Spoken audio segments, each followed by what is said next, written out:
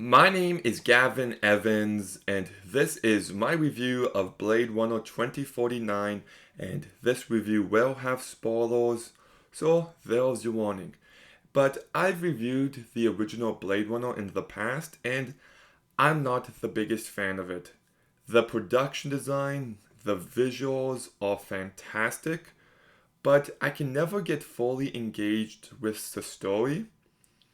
But I still recognize the fact that it's loved by many, it's seen as a classic, and the idea of doing a sequel to it so many decades after the original seemed like it was doomed to fail from the get go.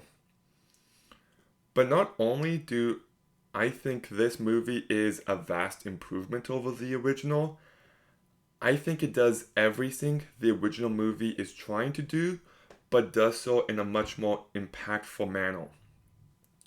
And like I saw this movie in IMAX last night, and my goodness, it is just a work of art. Let's get into it. First with the direction by Denis Villeneuve, and he does a masterful job here. Just every single element is at the top of their game. The story, the characters, thematically, the cast, the look, the sound, the music, just everything. This is a perfectly constructed work of art. And some people might say it's slow and boring, and I couldn't disagree more. It's certainly slow, but I love how this movie takes its time and it draws you in, and it feels like you're with this character for every step of his journey, and I think it's really impactful in that manner. And the world building is unlike anything else. So much attention to detail, and the visual effects are just perfection. I love the giant holograms and how they light up the sky. I think the look of joy whenever she touches something is just incredible. And the movie is so beautifully shot by Roger Deakins.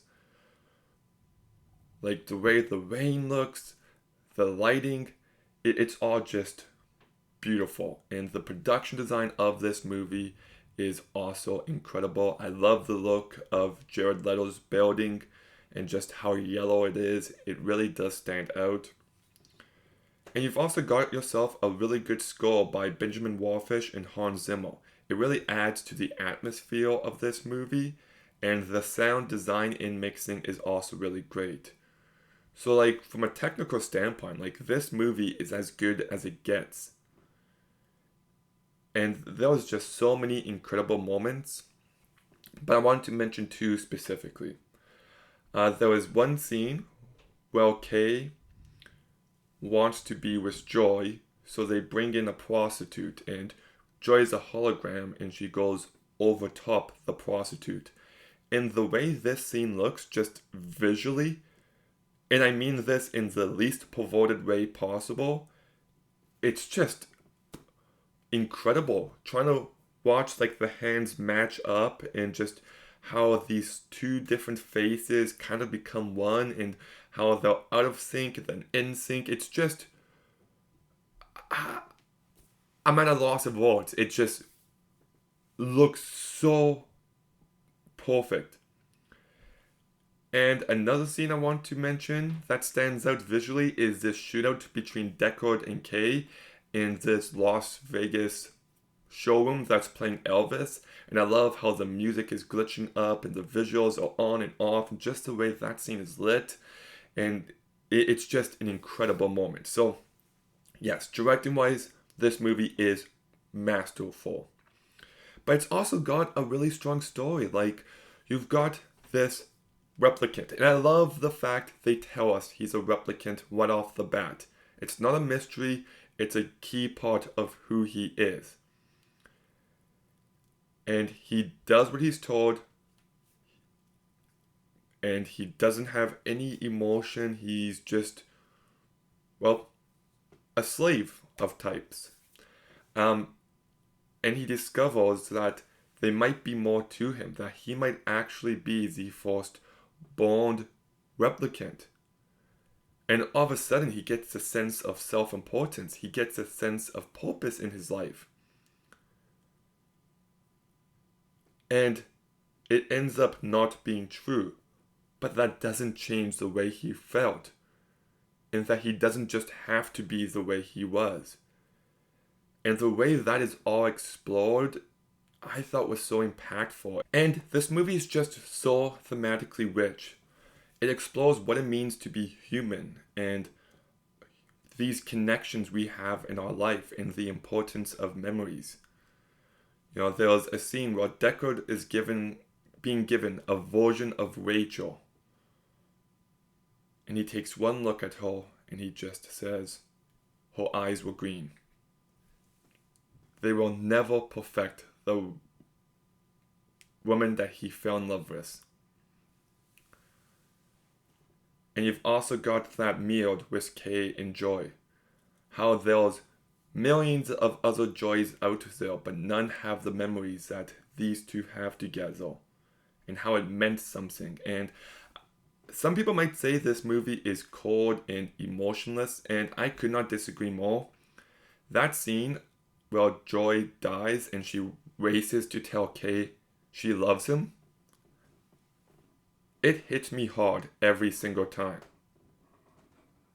And the last scene in the movie of Kay reuniting Deckard with his daughter is such a beautiful moment as well. So, great character work, great story, thematically rich, and filled with emotion when needed. And then we get to the cast, and this is a very definition of how no role is too small. Everybody gives an A+ performance. Ryan Gosling carries this movie incredibly well, and he brings the appropriate amount of stoicism that he needed, and he also showcases emotional range when needed. That scene of him finding out what he might be and him freaking out has so much weight to it, and I just think he's really outstanding here. Harrison Ford, between this movie, The Force Awakens, and Indiana Jones and the Dial of Destiny, this is the time where it felt like he truly cared about the character. I think his performance is really great, and I love how they handle his character. And it's always been a big part, is Deckard a replicant or not? And I love how they don't answer that. They keep it vague. Jared Leto is very good here. He plays his character perfectly. Then you've got Robin Wright, who I thought was really fantastic as well. Sylvia Hawkes is really great as the main female villain of this story. She's a badass, and you also kind of feel bad for her in some ways because she's just stuck as a slave, unfortunately. Then you get to Dave Bautista, who I think gives his best performance here. He's only in it for like 5, maybe 10 minutes, and he just has so much presence to him, and he delivers each line perfectly. But then you get to a performance that I find to be unbelievably underrated. And it's Ana de Armas. 2017, I believe Allison Janney won Best Supporting Actress for I, Tonya. I would have given it to Ana de Armas here. No joke.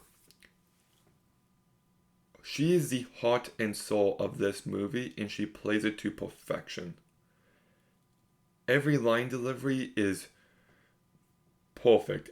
She brings so much authenticity to her character, and I really think she elevates this entire movie. So, yeah, I love this movie. I think it's brilliant. I think it's a masterpiece. The direction is top notch by Denis Villeneuve. The movie is 10 out of 10 on a visual level. It's got lots of great character work. It's thematically rich. It's an engaging story. The world building is great. All the performances are fantastic. What's not to love about this movie? I'm giving Blade Runner 2049 a 9 out of 10. Okay, have you seen Blade Runner 2049? What do you think about it? Let me know in the comments down below. Make sure you like, comment, subscribe. Stay tuned for more videos soon. And Gavin, out.